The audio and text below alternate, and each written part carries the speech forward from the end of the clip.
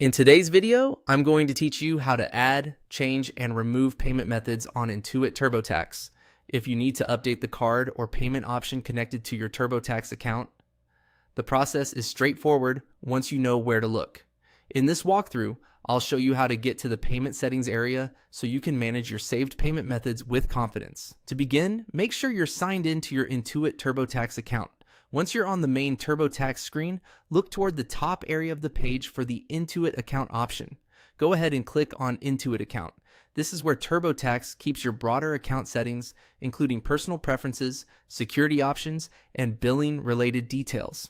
After you click into your Intuit account, you'll be taken to the account management area.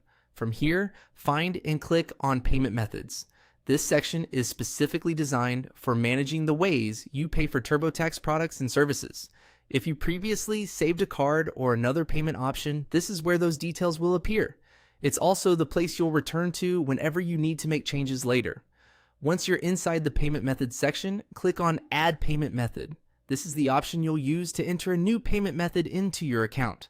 At this stage, TurboTax will typically prompt you to provide the payment details it needs, and you can follow the on-screen instructions to complete the setup. As always, make sure the information you enter is accurate so you don't run into billing issues later. If your goal is to change an existing payment method, this same payment methods area is where you would locate your current saved method and update it. And if you want to remove a payment method, you would also do that from this section by selecting the saved method and choosing the available removal option. The exact wording may vary slightly depending on your account view, but the management tools are all grouped in the same place. As a helpful tip, before removing a payment method, make sure there isn't an active subscription or pending charge connected to it. That can help you avoid interruptions or failed payments. It's also a good idea to double check which payment method is set as your default if you have more than one saved.